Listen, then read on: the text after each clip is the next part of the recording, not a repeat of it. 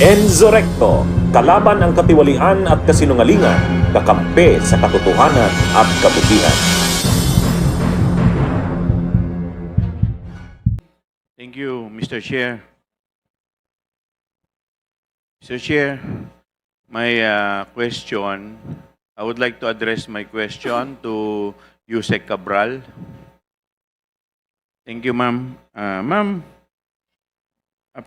meron po kasing lumabas na ngayon lang na report na sinasabi po dito, noong 2016 up to 2025, meron daw pong 87.1B na insertion ang Davao City.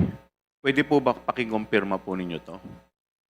For accuracy, Mr. Chair, of my response, I have to check the records in the office because I do not have the data. I cannot confirm those numbers, and I'll have to check with the records, Your Honor, Mr. Chair. Okay, thank you.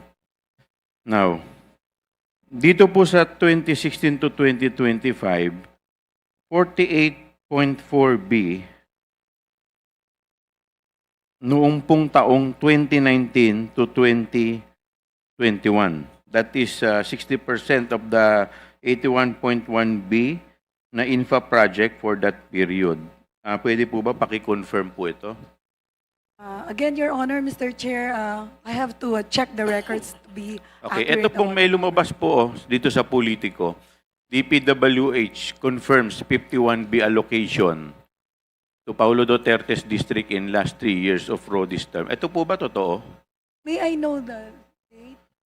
Kayo po ang nakalagay dito na nag-confirm yun. DPWH Undersecretary Maria Catalina Cabral. Kayo po ba to? Your Honor. Yes, Your Honor. Okay, so kino-confirm po ninyo. Again, I have to check, Your Honor, because I am not accurate. I'm not certain about the number on the published news of Politico, Your Honor. Ayan po, may nakalagay pa po dito na base sa report ng aming programming division, we confirm na yung pong mga amount na nabanggit ninyo noong 2020, 2021, 2022, based po sa National Expenditure Program ng DPWH at yung pong General Appropriation Act o GAA sa distritong ito ay tama po and we confirm those budget. Ano po masasabi niyo dito? Again, Your Honor, I no longer recall, so I have to confirm with the records in the office, Your Honor, Mr. Chair. Okay. And dito po sa 51 billion, based sa record po, at based din dito sa newspaper na, dito po sa online article, 29B was inserted sometime in 2021 budget for GAA. Do you confirm that?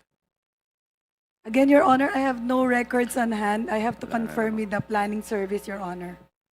All right. Okay, kaya ako po tinatanong, Yusek, di po ba noong mga panahon na to, pandemic?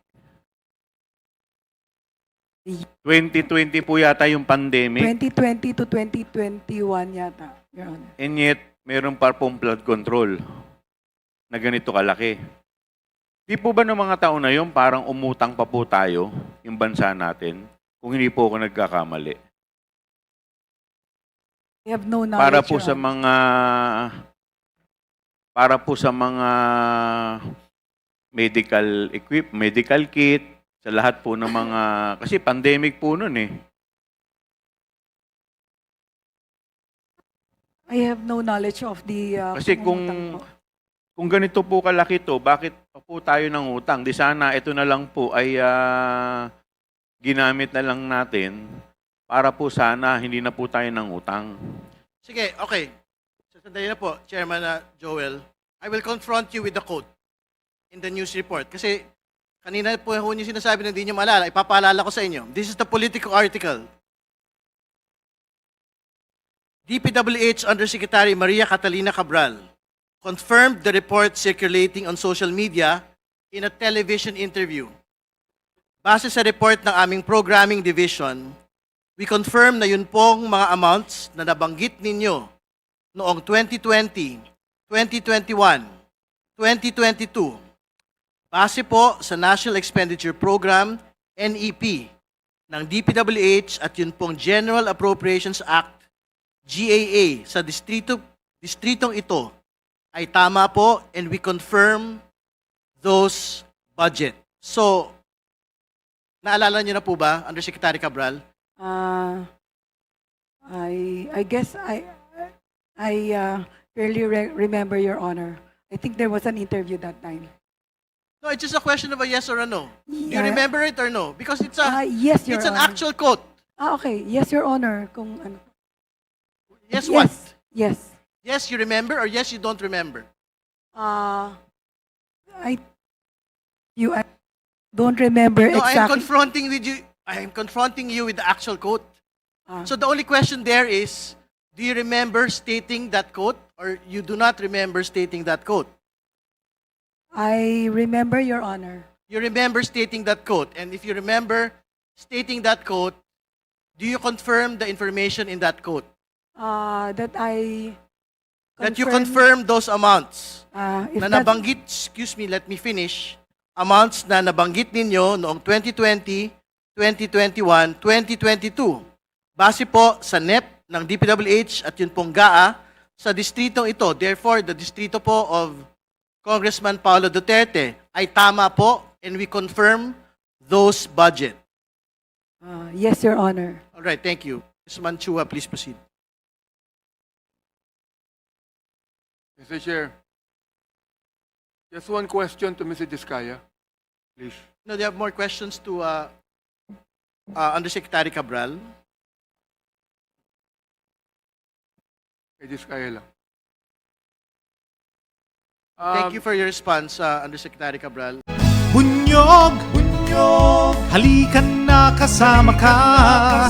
Bunyog, kapag buklod ay may pag-asa. Luzon, Visayas, Mindanao, isa ang pananaw. Sa bagong Pilipinas ang bunyog isisigaw. Bunyog, bunyog, bunyog.